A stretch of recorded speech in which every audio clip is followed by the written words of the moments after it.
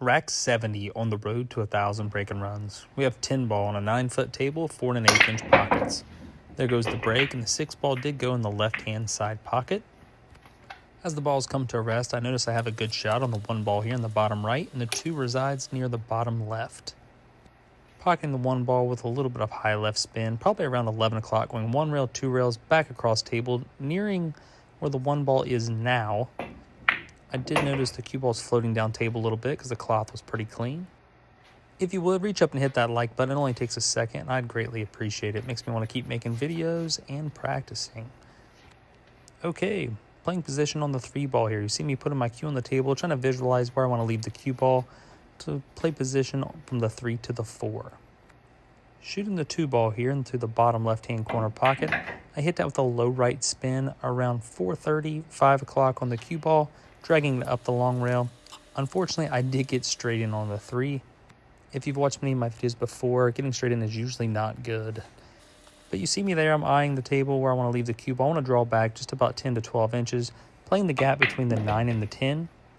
I didn't quite draw as far as I anticipated, unfortunately, so I do have to move the rack because the cue ball will be going over it. But I can see the edge of the 4 enough to pocket it. Pocketing the 4 ball in the upper right-hand corner pocket, my plan is to send the cue ball 2 rails with a little bit of high right spin around 1 o'clock on the cue ball. Going 1 rail, 2 rails, just missing the 9 as I intended. Playing really good speed, left myself the correct angle to go from the 5 to the 7. All I have to do here is roll the 5 ball in. The cue ball naturally floats toward the 7. Shooting the 5 with 12 o'clock spin on the cue ball, going 1 rail, 2 rails, and bouncing up. You notice I did go 2 rails. I did this intentionally. This guarantees basically that I will have an angle on the 7 because I do not want to be straight in as the 8 is completely on the other end of the table.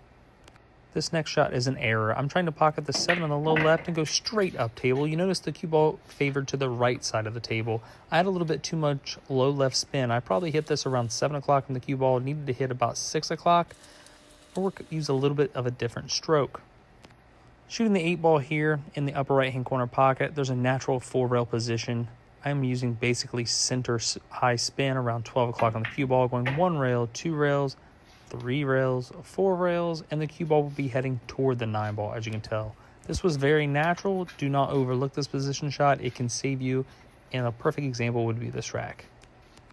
Shooting the 9 ball, I do believe it's a lot easier to pocket the 9 in the upper left-hand corner pocket and then send the cue ball from the top end rail back up toward me. This seems much better than drawing over to the right long rail.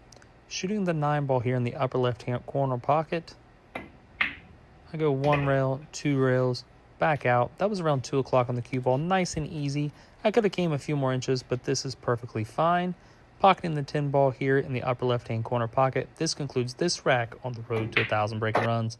If you would, go ahead and check out my sponsors, and I appreciate you all watching the video. Thank you very much.